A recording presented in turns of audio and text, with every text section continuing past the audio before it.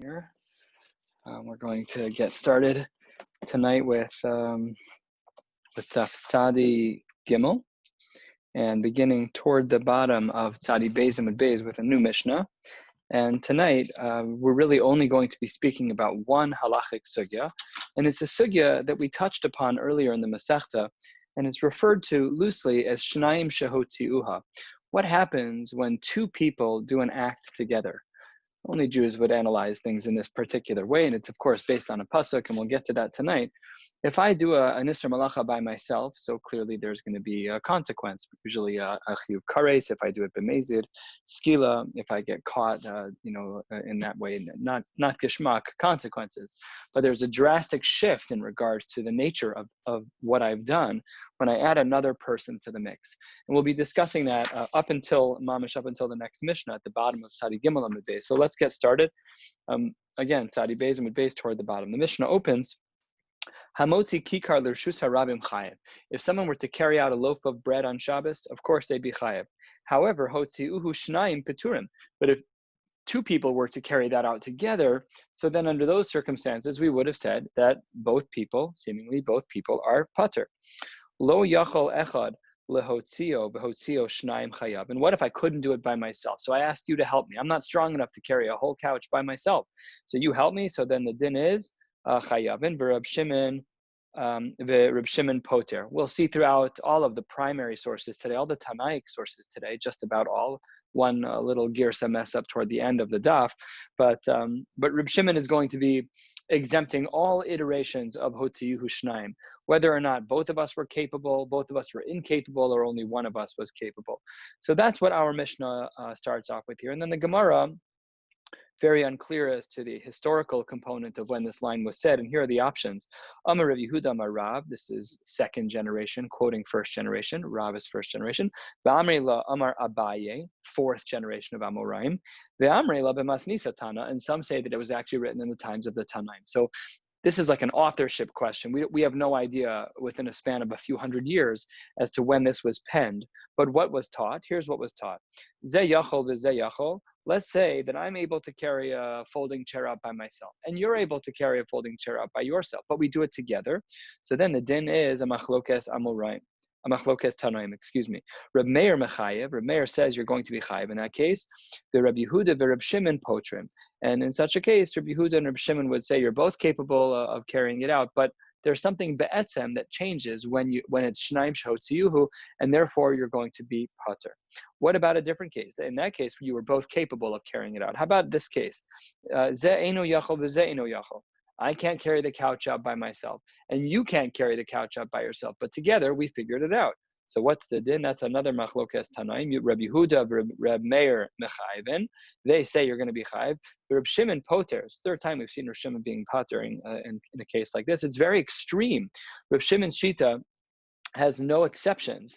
It applies everywhere. If you were to pay attention to the nuance of the two cases we just learned, you would see that in one case Reb Yehuda patered, and in another case Reb Yehuda was mechayev. Yet Reb Shimon is holding a perfect line that whenever there are two people involved in a Maisa, you're always going to be pater. Let's continue about 7 lines from the bottom, middle of the line. Ze yachol v'ze eino yachol. Let's talk about a different case. Let's say I'm able to carry the chair out by myself. But had it been you, you're not very strong. You're not able to carry out the chair by yourself. But we partner up. So one of us really can do it by ourselves. The other person really is useless. Maybe they help a little bit. We'll see what that means today. So there we say, Divrei HaKol Chayev. Everyone agrees that they're Chayev. Who's Chayev? The one who's Yachol or the one who's Eino Yachol? The guy who's strong enough to do it or the guy who's not strong enough? That's going to be a question that the Gemara will debate.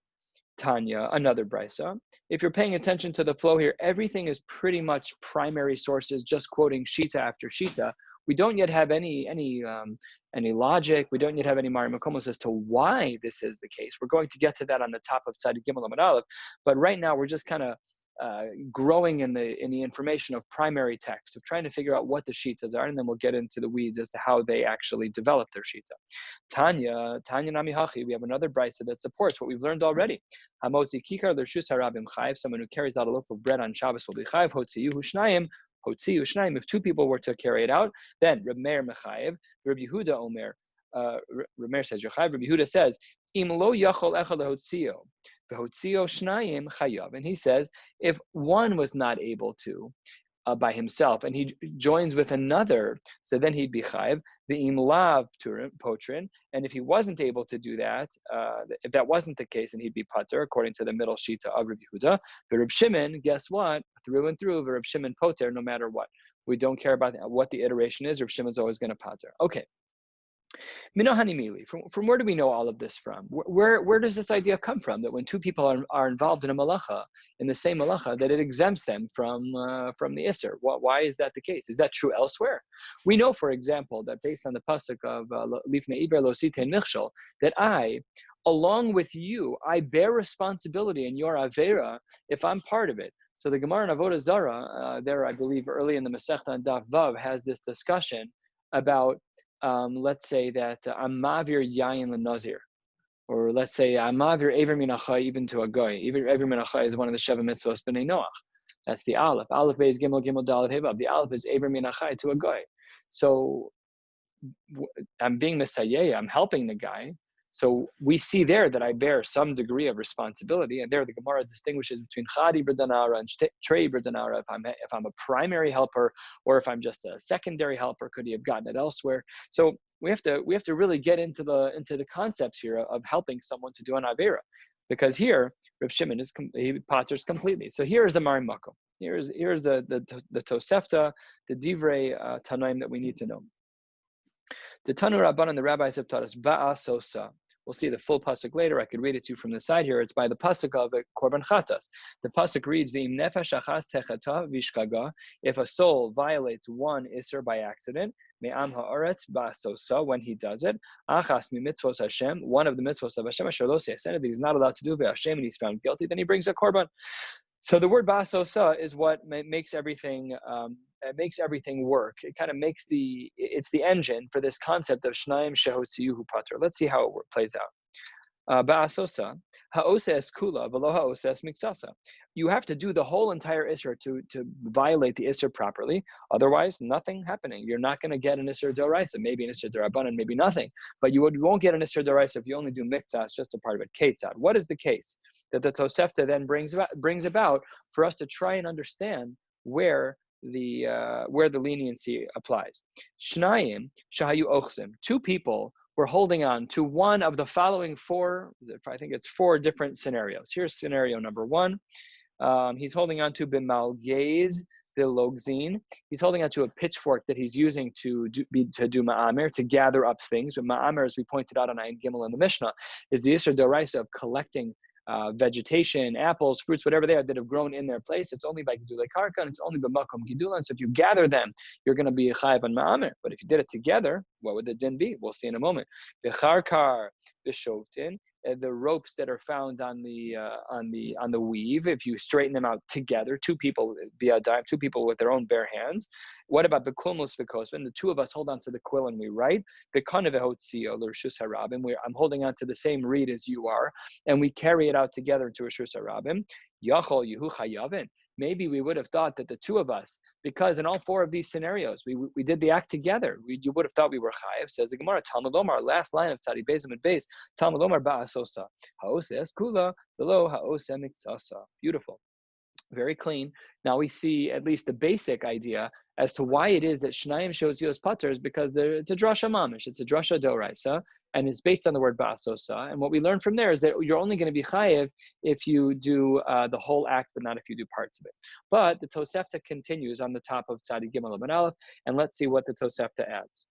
I believe it's a Tosefta. Let me just check that. Sorry. Yes, it's a Tosefta, or it's referencing a Tosefta. So there on the top of Tzadi Gimel Amud Aleph, that primary source about why it is that when two people are involved in an Isser that they are exempt, it continues. The eagle sheldvela, the way that they used to make this food, they used to press together figs. They used to take a weight and put it on top of them. And over time, they would kind of meld and stick together. And that weight was a pretty heavy weight. So the eagle shell devela, the circular disc of rock that people would use, or bekore, a large beam, they're carrying it out. If I wasn't able to do it by myself and I got your help, then we're both going to be chayiv. And if not, paturin. That's where we see again the same sheets as again in yet another source in the Tanaim, and we've stayed consistent throughout. Very good. Now we understand still again that Reb Shimon is holding the line, that he is always exempt with this, any mix of two people.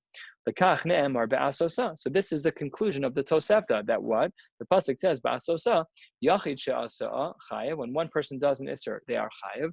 However, Shnayim she'asa'uha peturin. When two people do this Isser together, they're going to be exempt. Very good. All the primary literature, at least for the moment, is over. We'll get back to more momentarily. But Maika Miflage, what is it that these different sources in this recently quoted Tosefta, what is it that they are arguing about? If the pasuk says Shnaim Shasu Pater, so why would Rabbi Yehuda and Rameir ever say Chayim? And if where's the distinction between the cases? If only one guy was strong enough and the other guy wasn't, like where did they get all of that from? So that's what the Gemara is going to answer now, is getting into the details of how each shita formulated their psak. Says the Gemara 8 lines down, Tzadi Gimel Amud Aleph, B'mai kamiflage, what are they arguing about? The Haikra. This is the pasuk that they're arguing about. The pasuk reads, V'im nefesh achas techeta v'ishkaga me'am ha'aretz ba'asosa. Okay. The pasuk says, V'im nefesh achas techeta. If one person sins. Reb Shimon Savar, with those 3 words, tlasa mi'ute ksive. There are 3 things that I can exclude from this pasuk. And here's what they are. Nefesh techeta, achas techeta, ba'asosa techeta. It's very interesting. The 3 words that we pick on are nefesh, achas, and ba'asosa.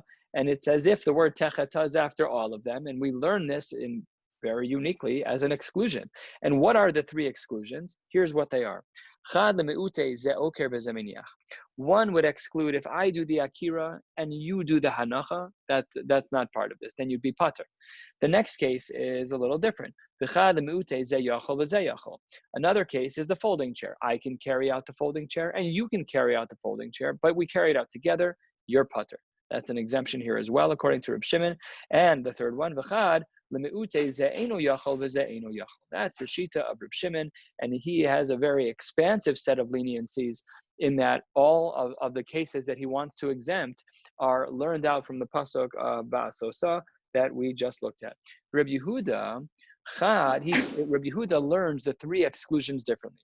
Rabbi Yehuda, they agree to the first one, that if I do the akira and you do the hanacha, that's insufficient for either of us to be held liable for the issur of carrying, because each of us only did part. So that's his first one. They agree to that one. They agree to the second one, that if I'm able to carry the folding chair and you're able to as well, and we carry it out together, so that's an exemption from the pasuk as well. But where Rabbi Yehuda deviates is on that third case, where only one of the people is capable. And here he says that the third exemption from the pasuk is if a person gets a psak from Bezdin that they should do something, and they find out later that that thing that they did was in fact usher, so then according to this, Rabbi Yehuda would say that you're a pater in such a case. And that's based on this pasuk of the pasuk of Chatas. Now that does pose a momentary question for Reb Shimon, because Reb Shimon doesn't speak about this din. So what would Reb Shimon do about a case where a person is obligated, a person is given a psak by Bezdin to do act X, and it's only found out later that act X was actually forbidden? So according to the Rabbi Yehuda, as we just saw, he exempts him. What does Reb Shimon say? The Reb Shimon, what would he say about one person, the Yachid who did a Horas Bezdin? The Yachid shows Sab Horas Bezdin Chayiv. There, Reb Shimon disagrees with Rabbi Yehuda. They have a side machlokas based on this pasuk, that it's a machlokas in one drasha that has 2 huge implications. Their question is, what is the third miyut from the pasuk?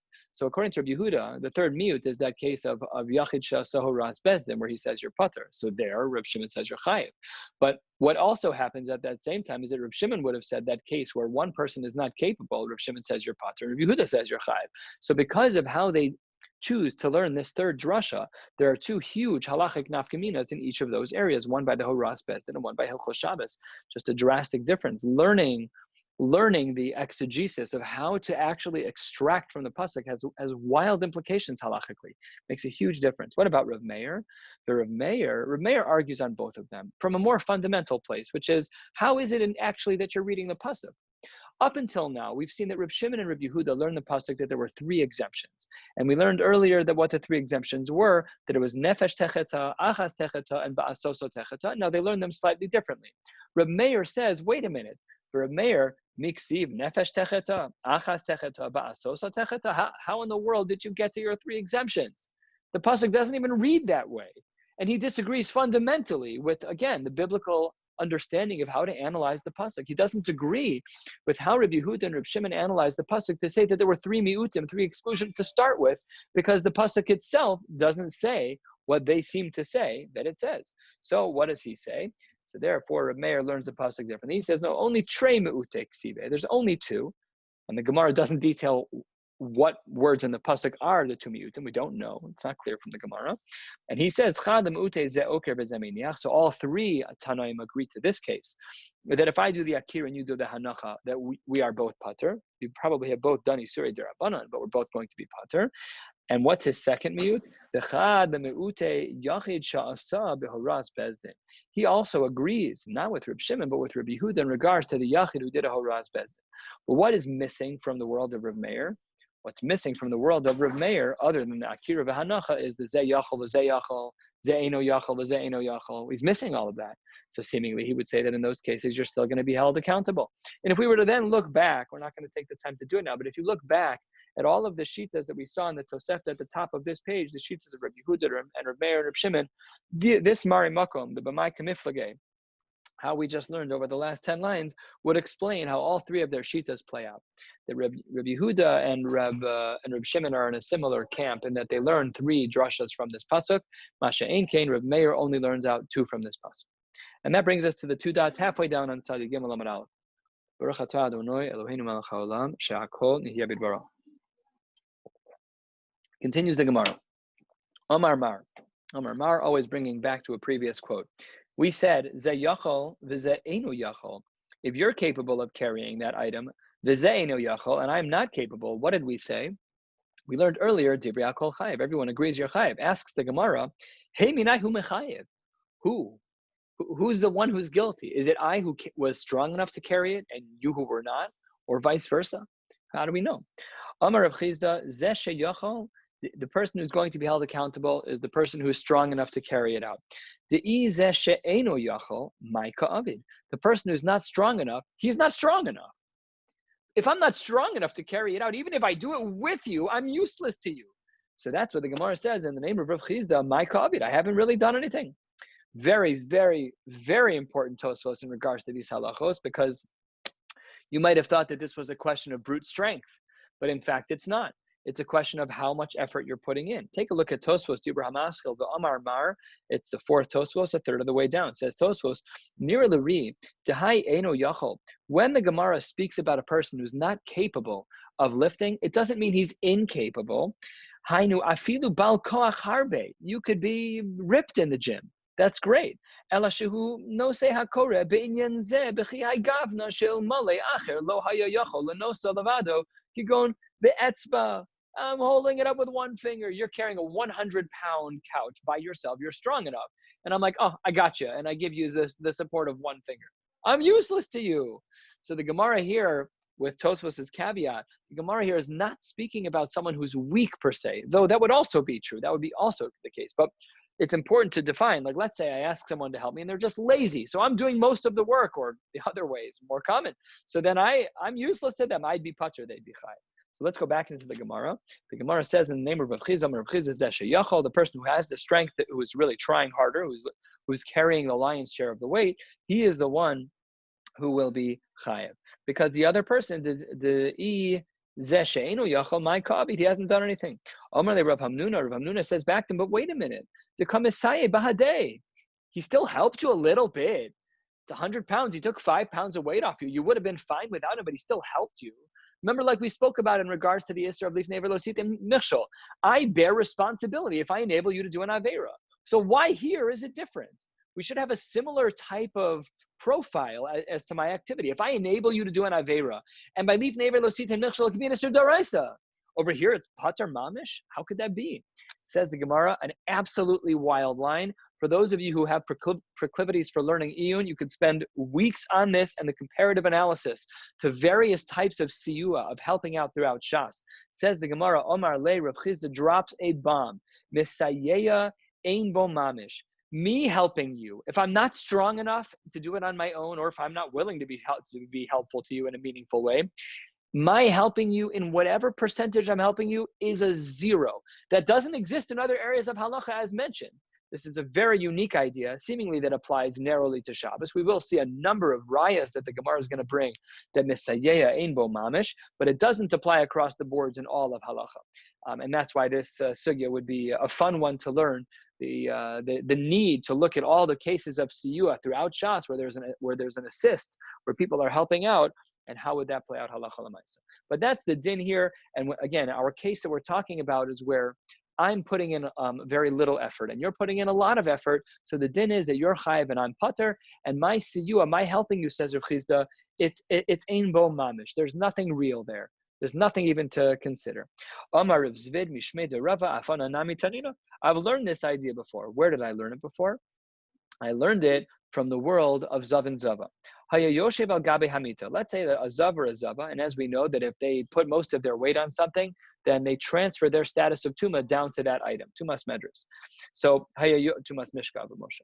Haya Yoshev al Gabe Hamita, ve'arba talios tachas ragwe hamita, tachas ragwe hamita tmeos. The garments that you put under all four of the beds in order to make the bed even, or to not scratch the floor, you put your weight on their chai. That's going to be tameh Tumas Zav. Why? Mipnei she'enu yachol alam od al shalosh, because you need all four of them. All four of them are dependent on you. Reb Shimon Mitaher. Next case that's quoted here. Haya rochev al gabe behema. Let's say you're riding an animal. The dalatalios tachatz ragle habehema, and you put on 4 pieces of padding under the feet of all 4 feet of the animal. So then tehoros mipnei sheichol olam od al gimel. There we distinguish from the bed, whereas a bed will not sit evenly if only 3 out of the 4 legs of the bed have a garment underneath them. But an animal, when they walk, they pick up 1 leg at a time or 2 legs at a time, depending on how they're walking. So it says the Gemara, Ve'amai, why should you, it says, but Ve'amai, why would you say that they're tahoras? You should have said that they're tmeos, because hamisayeya bahade hadade. They work with each other. It's not a total zero. It shouldn't be tahor. What do we see from here? Lab, doesn't this teach us mishum de amrin and misayeya ein bo mamish? A beautiful raya. Says the Gemara back to the shita. Wait a minute. Amar Yehuda mi diskarta le'olam ein malach misayeya yesh bo mamish. Maybe I could have argued that there really is siyua here, and the siyua was meaningful. There was actual assistance here. B'shani hacha de akara la legamre, because when you pick up that leg, the leg is entirely picked up off the ground. So it's just a different case, not comparable to the case of the beds. Says back to the Gemara. So what? The chayvan de zimnin. Just because sometimes akraha, bezimnin akraha, that he picks up this leg or he picks up that leg, lehave kezav misapech. At the least, it should be like a zav who's rolling around on various pillows. What was that? Milotznan, did we not learn in the Mishnah, 5 lines from the bottom on Tzadi Gimel Amanal? Did we not learn zav shahemut al hey safsalan o al hey pundos? If there's a zav who's lying down on 5 benches or on 5 blankets or pillows, so leorkan tmein lerachban tehorin. If he's lying on them at the length, we'll see what that means in Rashi, then they're going to be tameh. But if it's l'rachban, to their width, they're going to be tahorin. And yashen, if he's sleeping, we don't know. Safek mishapech alehen tmein. It must be that there's, at the very least, that there's a suffix going on here. In the case that we were talking about with the feet of the animal, when he picks up 1 at a time. So then the Gemara says, Elalav, it must therefore be Mishum de Amrinan Misayeya Ein Bo Mamish. Very good. What were we talking about just 2 lines up where it said the Orkan Tmein, that if a Zav were to be lying down on a number of pillows or blankets, let's say you have couch pillows, one after the next, and he's lying on them. So what does that mean? Which way is tahor? Which way is tameh? So take a look at Rashi. Rashi dibur hamaska l'rachban tahor, and it's about 10 lines down from the bottom of the Rashis, 4 lines down in the wider lines of Rashis. L'rachban tehorin.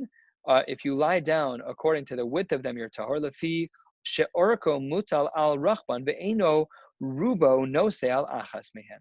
When you're lying down on a couch, like our couches that we have here, I have a 3-pillow couch here. So if I'm lying down on that couch, and let's say the person lying on the couch is a zav, so because my weight is not focused on any one pillow, then none of them get the status of zav. Masha'ain kain, if I'm sitting up in one square of that pillow, then I would be having all of my weight as a zav, as a nida, whatever the case may be, and then that person would be able to transfer their tumah. Okay, so that's one of the proofs that the Gemara brings to support Rav Chizda's idea that Misayeya ein bo mamish. We're now, right now, the second to last line, Tzadi Gimel, Amud Aleph. Amar Rav Papi Mishmei de Rava Afana Nami Tanina. I have yet another Mari Makom for this. Rav Yossi Omer to the top of Tzadi Gimel Amud Beis. Sus mitame al yadav, hachamor al raglav. Very interesting. Seemingly, a horse puts most of its weight down on its front legs, and hachamor, the donkey, puts most of its weight down on the back legs. Shemas enes hasus al yadav, v'chamor al raglav. The weight, the press down of a horse is on the front legs, and a donkey is on the back legs. Ve'amai. Why would you say that? What does that mean? Does that mean that if he has these pads, if a horse has pads on front feet and back feet, that we'd only say the front feet are tameh because that's where he puts most of his weight? Says the Gemara, why would we say that? At the very least, at the very least, the back feet are supporting the animal to a great degree. The animal would fall without those 2 legs on the back. Doesn't make a difference. Says the Gemara, it must be that we see from here as well that siyua misayeya, assisting in this process, is irrelevant. And therefore, again, don't forget the larger picture here. We're talking about 2 people carrying out an item on Shabbos where one person is assisting. We don't care about assistance. You're not helpful. Halachically, you're putter. We don't change anything. You're going to be putter, and the one who's strong enough, who's really carrying the bulk of the weight, he's going to be held accountable. And now we're just bringing proof after proof to indicate that this is the case. The misayeya ein bo mamish. 4 lines down, top of Tzadi Gimel Amud Beis. Let's continue. Amar Rav Ashi afana nami tanina. I can also give you a raya. This is now toward the end of the times of the Amorai. Rav Ashi and Ravina were toward the end. They were among 2 people who compiled the Gemara. What did they have? Tanina. Rav Elazar Omer, Raglo achas al hakli, Raglo achas al haritzba. If a Kohen who's doing the avoda in the Beis HaMikdash, you are not allowed to wear shoes and socks in the Mikdash because that was considered a chatzitza. Just like you can't have your kippah under your tefillin, and just like you can't have your shirt tucked under the bottom of your shel yad. There's a chatzitza. So it says the Gemara, what happens if the Kohen's foot is raglo achas al hakli? He's got one foot propped up on a kli. The raglo achas al haritzba, the other one is on the ground. Or raglo achas al ha'even, one foot is on a stone. The raglo achas al haritzba. So how do we look at that? Do we consider one foot off the ground the chatzitza? So says the Gemara, Roin kol she'ilu yevatel hakli v'tinatel ha'even yachol lamod al raglo achas avodasu kshera. It would be a psul in the avoda if he was so dependent on the rock that his foot was propped up on that if they took it away, he would fall. But if he would still be able to stand when they pulled it away, that's still called standing. And in fact, the poskim speak about this idea, a similar idea, when it comes to Shmona Esrei. I'm very tired. I want to lean on my shtender. Am I allowed to lean on my shtender? I've caught myself doing this sometimes too, where I'll put my elbows down on a shtender in front of me and put my weight on it. So halacha l'maisa, how do we define standing in Shmona Esrei? The same exact way we define standing right here. How is it defined? Very simple. If you remove the thing that's holding you up and you're still standing and you're not going to stumble, you're considered to be standing. If you're going to stumble and fall on your face, then obviously that's not called amida. Where do we learn that from? From right here. We see it from the Kohen when he's doing his avoda, that if they took the rock away from the foot that was holding him up while his other foot was on the floor and he tipped over, then avoda subsula. Maybe you have to bring the whole korban again. That's what's implied from the Gemara here. Says the Gemara, ve'amai, but why is that true? Why should it be that avodaso kshera, one of his feet is not on the ground and it's being supported by something that's a chatzitza? Ve'amai, how come misayeya bahade hadade? It doesn't make any sense. Lav mishum, it must be the amrina misayeya ein bo mamish. We don't care that the rock is holding up his foot. Makes no difference. At the end of the day, it is still considered avodaso kshera. Amar Ravina. Ravina says, again, the late generations.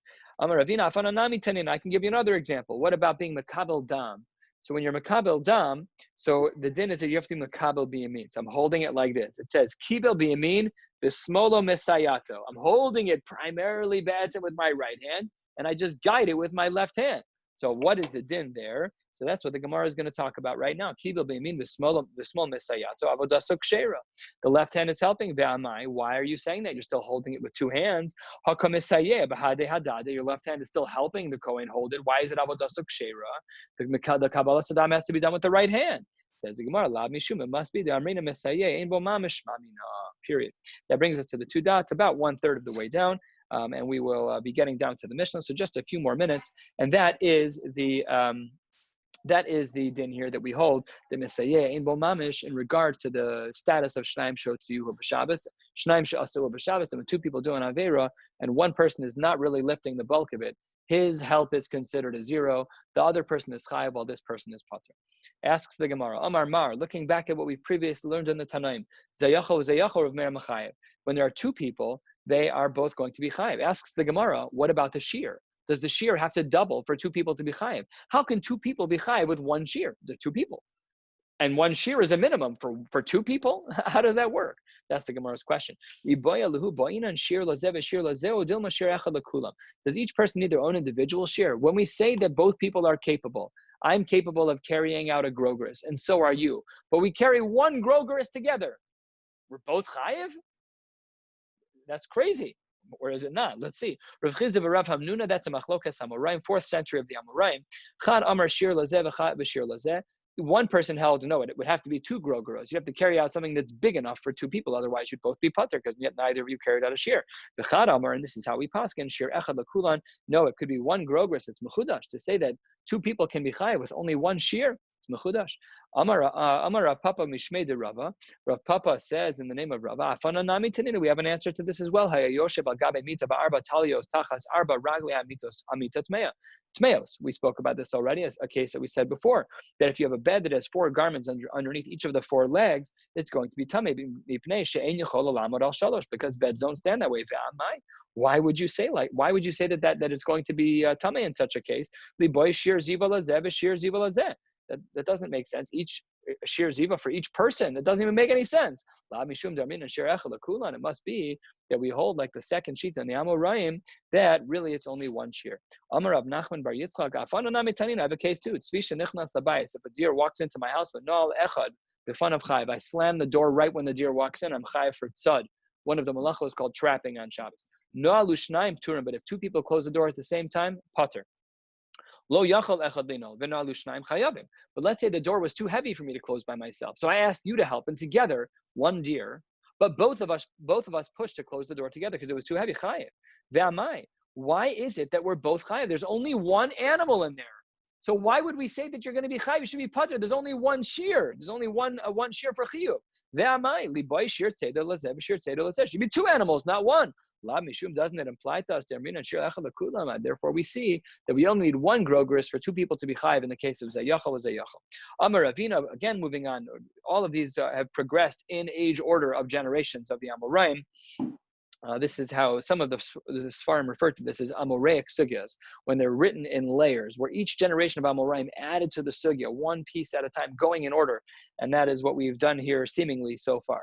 So let's see what Ravina had to say, 2/3 of the way down. Let's say you and I together steal a cow. We want some meat. We steal the cow, and you're gonna v'tabach. We steal the cow and we shecht it. Halacha is chayav. V'amai. Why? I only stole one animal. How can I be? Both of us be chayav daled v'hei. We're both going to be chayav 4 and 5 times the cost of the animal. It doesn't make any sense.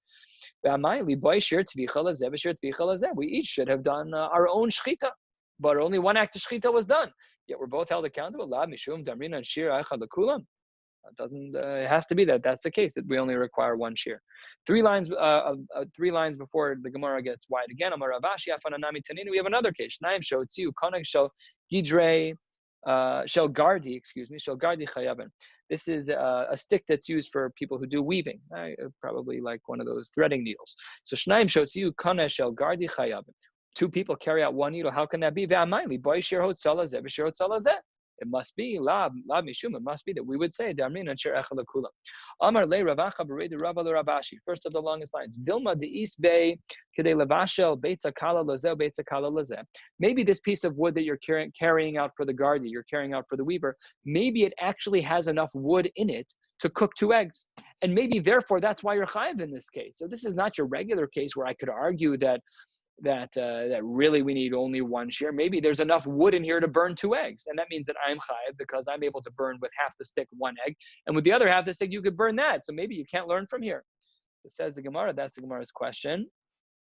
In Cain, says the Gemara, Lishmo'ina and Kana Dalma. If that's the case, why are you focusing on the Kana Shel Gardi? Who cares what kind of stick it is? Any stick that has a double shear, that would have been the case. But by virtue of the fact that it said the Gardi, so it says more Maishna Gardi. The fact that we mentioned that means that it's not a double shear of wood.